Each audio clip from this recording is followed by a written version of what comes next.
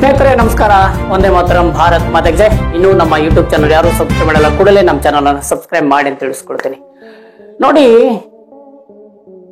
ಈ ಶೇಖ್ ನಸೂರ್ ಅಂತೇಳಿ ಬೋಳಿ ಮಗ, ಬೇವರ್ಸಿ ಬೋಳಿ ಮಗ ಬೆಂಗಳೂರಿನಲ್ಲಿ ಏನ್ ಮಾಡಿದಾನೆ? ಬೆಂಗಳೂರಿನಲ್ಲಿ ಹಿಂದೂಗಳ ದೇವರಾದಂತಹ ಪೂಜನೆ ಮಾಡುವಂತಹ ಗೋ ಮಾತೆಗಿನ ಈ ರೀತಿಯಾಗಿ ಅದರ ಕೆಚ್ಚಲುಗಳನ್ನ ಕೊಯ್ದು ತನ್ನ ಮಾನಸಿಕವಾದ, ಇಸ್ಲಾಂನ ಮಾನಸಿಕವಾದಂತ ಕೃತ್ಯವನ್ನ ಈ ರೀತಿಯಾಗಿ ಶೇಖ್ ನಸೂರ್ ಮಾಡಿದ್ದಾನೆ. ಈ ನಸೂರು 3 ಗೋಮಾತೆಯ ಮೊಲೆಗಳನ್ನ ಕಟ್ ಮಾಡಿದ್ದಾನೆ, 3 ಆಕಳಗಳ. ಬಹುಶಃ ಇವರ ಮಾನಸಿಕವಾಗಿ ಹೇಗೆಲ್ಲ ನಡೀತಾ ಇದೆ ಅನ್ನೋದು ನಾವೆಲ್ಲ ಪ್ರತಿಯೊಬ್ಬರು ಅರ್ಥ ಮಾಡ್ಕೋಬೇಕು.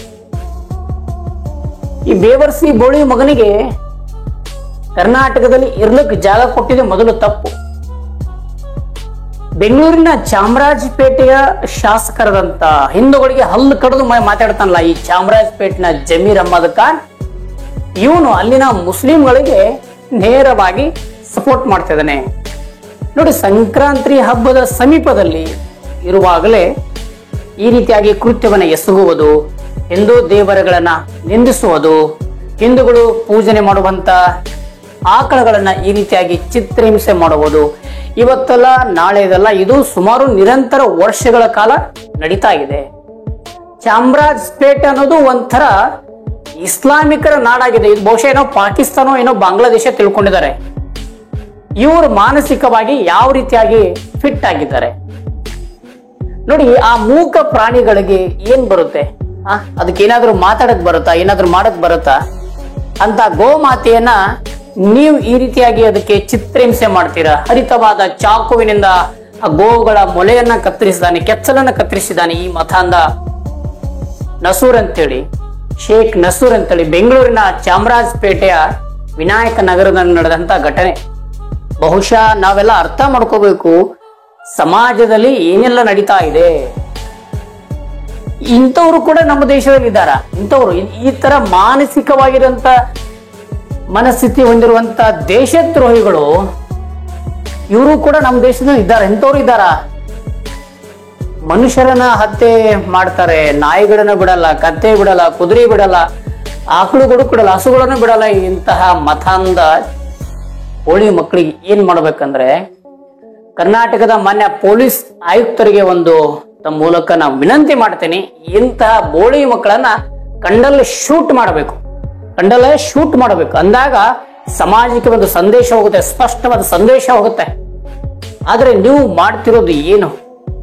ಕಾಂಗ್ರೆಸ್ ಸರ್ಕಾರ ತನ್ನ ಅಧಿಕಾರದಲ್ಲಿ ಏನೆಲ್ಲ ಮಾಡ್ತಾ ಇದೆ, ಯಾರಿಗೆ ಬೆಂಬಲ ಕೊಡ್ತಾ ಇದೆ ಅನ್ನೋದು ನಮಗೆ ಅರ್ಥ ಆಗ್ತಾ ಇಲ್ಲ. ಈ ರೀತಿಯಾಗಿ ಮಾನಸಿಕ ಹೊಂದಿರುವಂತ ವ್ಯಕ್ತಿಗಳನ್ನ ನೀವು ಸುಮ್ಮನೆ ಬಿಡ್ತೀರಾ? ನೋಡಿ, ಇದ್ರ ಹಿಂದೆ ಏನೆಲ್ಲ ಪ್ರಕರಣ ನಡೀತಾ ಇದೆ ಅನ್ನೋದ್ರ ಪ್ರತಿಯೊಬ್ಬರು ಕೂಡ ಇಂಚಿಂಚು ಕೂಡ ಸರ್ಕಾರ ಮಾಹಿತಿ ತಿಳಿಸಬೇಕು. ಬೇಕಂತಲೇ ಹಿಂದೂಗಳ ಹಬ್ಬದಿನ ಮುಂಚಿತವಾಗಿ ಈ ರೀತಿಯಾಗಿ ಕೃತ್ಯವನ್ನು ಮಾಡೋದು, ಈ ರೀತಿಯಾಗಿ ಗೋವನ ಮೊಲೆಯನ್ನ ಕತ್ತರಿಸೋದು, ಕೆಚ್ಚಲನ್ನ ಕತ್ತರಿಸೋದು, ನಿಮ್ದ ಮಾನಸಿಕ ಏನು ಜಿಹಾದಿಯ ಮನಸ್ಥಿತಿ ಇದೆಯಲ್ಲ, ಆ ಮಾನಸಿಕ ಮನಸ್ಥಿತಿ ಮೊದಲು ನಿರ್ಮೂಲನೆ ಆಗ್ಬೇಕು. ಸರ್ಕಾರ ಬಹುಶಃ ಈ ರೈತನಿಗೆ 3 ಹಸುಗಳು ಕೊಟ್ಟಿದೆ. ಆದ್ರೆ ಆ ಕೊಟ್ಟಂತ ಹಸುಗಳು ಕೆಚ್ಚಲು ಕೊಯ್ದಂತ ಮನಸ್ಥಿತಿ ಏನಿದೆಯಲ್ಲ, ಅಂತ ಮನಸ್ಥಿತಿ ಬದಲಾವಣೆ ಆಗ್ಬೇಕು. ನೋಡಿ, ಚಾಮರಾಜಪೇಟೆಯಲ್ಲಿ ಡ್ರಗ್ಸ್ ಸಪ್ಲೈ ಆಗ್ತಾ ಇದೆ, ಒಂದು ಮಾಹಿತಿ ಬರ್ತಾ ಇದೆ. ಡ್ರಗ್ಸ್ ಸಪ್ಲೈ ಆಗ್ತಾ ಇದಂತೆ. ಸಂಜೆ 7 ಗಂಟೆ ಆದ್ರೆ ಸಾಕು, ಯಾರು ಹಿಂದೂ ಹೆಣ್ಮಕ್ಳು ಕೂಡ ಹೊರಗಡೆ ಬರ್ತಾ ಇಲ್ಲಂತೆ. ಕಾರಣ ಏನಂದ್ರೆ, ಇಂತಹ ಅನಧಿಕೃತ ಚಟುವಟಿಕೆಗಳು ಬೆಂಗಳೂರಿನ ಚಾಮರಾಜಪೇಟೆಯಲ್ಲಿ ನಡೀತಾ ಇದೆ. ಕರ್ನಾಟಕದ ರಾಜ್ಯದಲ್ಲಿ ಪೊಲೀಸರಂದ್ರೆ ಒಂದು ಗತ್ತಿದೆ. ಆ ಗತ್ತು ನಿಮ್ಮ ರಿವಾಲ್ವರ್ ಇಂದ ಇಂತಹ ಬೋಳಿ ಮಕ್ಕಳನ್ನ ತೋರಿಸ್ಬೇಕು, ಆ ಗನ್ ಪಾಯಿಂಟ್ ನಿಂದ ಉತ್ತರ ಕೊಡಬೇಕು. ಅಂದಾಗ ಇನ್ನೊಬ್ರು ಕೂಡ ಯಾರು ಕೂಡ ಗೋಮಾತೆಯನ್ನ ಈ ರೀತಿಯಾಗಿ ರಾತ್ರೋರಾತ್ರಿ ಬಂದು ಚಿತ್ರಹಿಂಸೆ ಮಾಡಿ, ಗೋವನ್ನ ಮೂಕ ಪ್ರಾಣಿಯನ್ನು ಈ ರೀತಿಯಾಗಿ ನೀವು ಚಿತ್ರಹಿಂಸೆ ಕೊಡ್ತಿರಲ್ಲ, ನೀವು ತಂದೆ ತಾಯಿಗೆ ಹುಟ್ಟಲಾರ್ದವ್ರು ನೀವೆಲ್ಲ ಈ ರೀತಿ ಮಾಡೋದ್ರು. ನಿಮ್ಮ ಪಾಕಿಸ್ತಾನದ ಮತ್ತು ಬಾಂಗ್ಲಾದೇಶದ ಮನಸ್ಥಿತಿ ಕರ್ನಾಟಕದಲ್ಲಿ ತರಬೇಡ್ರಿ. ಇದು ಭಾರತ ಸದೃಢವಾದಂತ ರಾಷ್ಟ್ರ, ಹಿಂದೂಗಳ ರಾಷ್ಟ್ರ. ಇಂಥ ರಾಷ್ಟ್ರದಲ್ಲಿ ನಿಮ್ಮಂತ ಮಾನಸಿಕವಾದಂತ ವ್ಯಕ್ತಿಗಳು ಈ ದೇಶದಲ್ಲಿ ಇರಬಾರದು. ನಿಮಗೇನಾದ್ರೂ ಇಂಥ ಜಿಹಾದಿ ಮನಸ್ಥಿತಿ ಇದ್ರೆ ನಿಮ್ದೇ ಆದಂತ ದೇಶ ಪಾಕಿಸ್ತಾನ ಇದೆ, ಬಾಂಗ್ಲಾದೇಶ ಇದೆ. ಆ ದೇಶಕ್ಕೆ ಹೋರಿ, ಅಲ್ಲಿರ್ರಿ, ನಿಮ್ ಕುತ್ತಿಗೆ ಕೊಯ್ಕೋರಿ, ನಿಮ್ ಕಾಲು ಕತ್ತರಿಸ್ಕೋರಿ, ನಿಮ್ ಮರ್ಮಾಂಗ ಕತ್ತರಿಸ್ಕೋರಿ, ನಿಮ್ಗೆ ಯಾರು ಕೇಳೋರಲ್ಲಿ. ಯಾಕಂದ್ರೆ ನಿಮ್ದೇ ಆದಂತ ಇಸ್ಲಾಂನ ಸಿದ್ಧಾಂತ ಇದೆ ಇಲ್ಲಿ. ಆದ್ರೆ ದೇಶದಲ್ಲಿ ಬಾಬಾ ಸಾಹೇಬ್ ಅಂಬೇಡ್ಕರ್ ಕೊಟ್ಟಂತ ಸಂವಿಧಾನ ಇದೆ ಈ ದೇಶದಲ್ಲಿ ಪ್ರತಿಯೊಬ್ಬರು ಕಾನೂನನ್ನು ಗೌರವಿಸಲೇಬೇಕು. ಅದನ್ನ ಬಿಟ್ಟು ಈ ರೀತಿಯಾಗಿ ಕಾನೂನಿನ ವಿರುದ್ಧ ನೀವು ರೀತಿಯಾಗಿ ಮಾಡೋದು ಅತ್ಯಂತ ಇದು ಕಳವಳಕಾರಿ ವಿಷಯ. ಇದು ಇಂತಹ ವಿಷಯಗಳು ಕರ್ನಾಟಕದಲ್ಲಿ ಮತ್ತೊಮ್ಮೆ ಆಗಬಾರದು. ನೋಡಿ, ಈ ರೀತಿಯಾಗಿ ಆ ನಸೂರ್ ಅಂತೇಳಿ ಬೋಳಿ ಮಗ ಈ ರೀತಿಯಾಗಿ ಆ ಆಕಳ ಕೆಚ್ಚೆಯನ್ನ ಮೊಲೆಯನ್ನ ಕತ್ತರಿಸಿದ್ದಾನೆ, ರಾತ್ರಿ ಕುಡಿದ ಮತ್ತಿನಲ್ಲಿ ಮಾಡಿದಾನೆ ಅಂತ ಹೇಳ್ತಾನೆ ಚಾಮರಾಜಪೇಟೆ ಶಾಸಕ ಜಮೀರ್ ಅಹ್ಮದ್.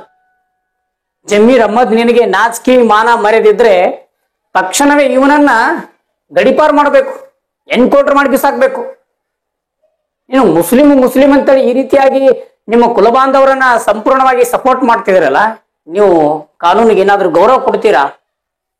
ಈ ರೀತಿಯಾಗಿ ಮಾನಸಿಕವನ್ನ ಮೊದಲು ಹತೋಟಿಗೆ ತರಬೇಕು ಸರ್ಕಾರಗಳು.